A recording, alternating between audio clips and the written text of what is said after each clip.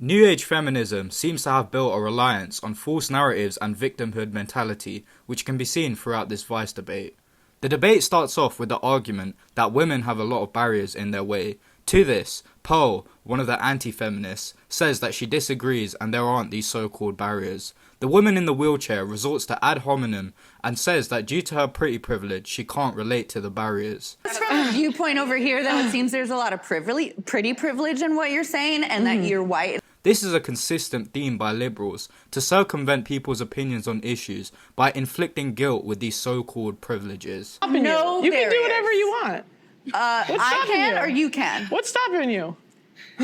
As a woman. See, that ignores a lot that I'm a woman with a disability. So there's a lot stopping me that you don't have to think about. Well, as I said before, I'm speaking about women. You're speaking for yourself. You're speaking as an able-bodied woman. I understand.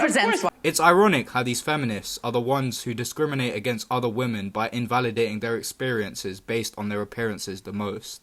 When Poe asks the panel again of the barriers women face in today's day and age, most just deflect without ever giving any real-life examples of the barriers. I know you said that there's like barriers. I want to know what barriers in the U.S. today as a woman. Well, as a woman or as a woman of color? Let's be specific. As a woman. I said as a woman. Well, no, I can't answer as a woman. I just feel like your question is kind of hostile when you're like, there are no barriers to what I want. Congratulations. That means you have a privilege where you're not facing any friction, and that's showing, and I feel... Throughout the debate, the topic of feminism was being hijacked by a weak defense of intersectionality. Whenever challenged, they would default back to this narrative-based thinking. Nearly every sentence started with, as a black woman. And what it ignores is that, and what privilege is that you may not have to think that being a woman and being a black woman and being a black woman who has a disability, for example, impacts you further.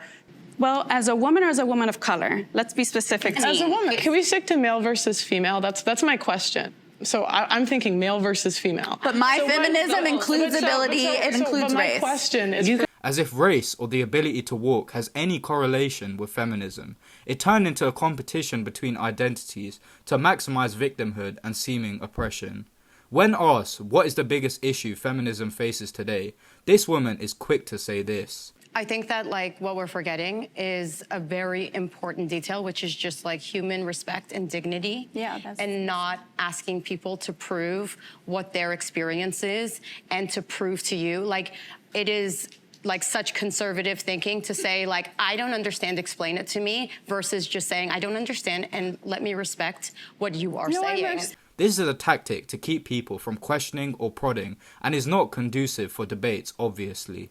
It's just another way of protecting themselves from criticism and engaging in facts rather than feelings. It is an example of standpoint epistemology.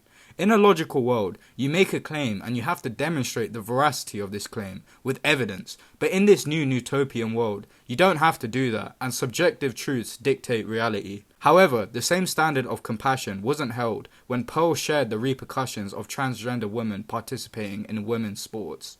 Again, we work very hard for the little opportunity there is in the space because we're not as entertaining as the men. Sorry, we're just not. And so it's you're gonna take the little opportunity that we're given. And the problem is we can't compete.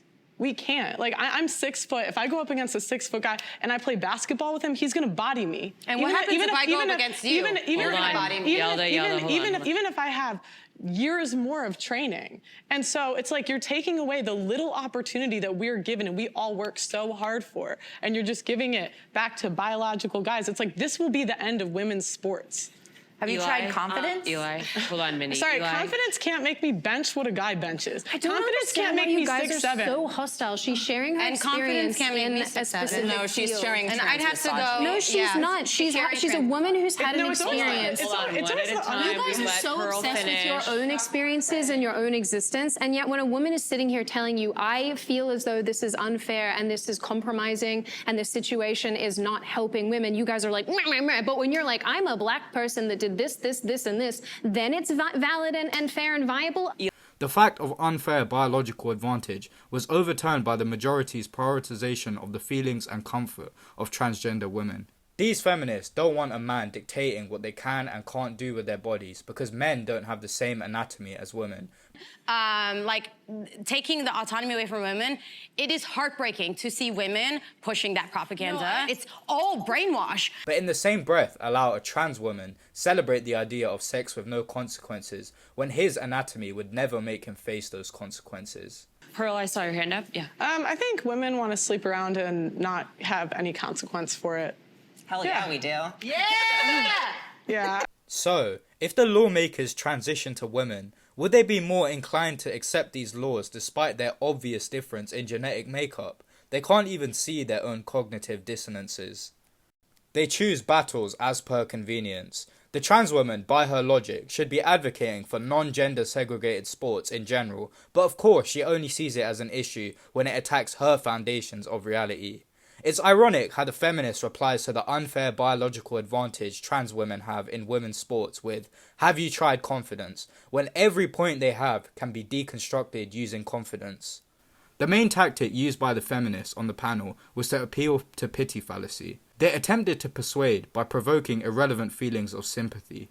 I'm a dark-skinned Black woman, proud of it and proud of being myself. For the most part, I did not... Why am I going to cry about this? I did not grow up thinking I was beautiful because I was that. This was the primary vehicle used by the women to get their points across, and the only thing in their arsenal since they did not have any constructive arguments related to feminism. These feminists were a joke, and it showed how they viewed the world with an effect heuristic, not interested or staked in the facts of reality.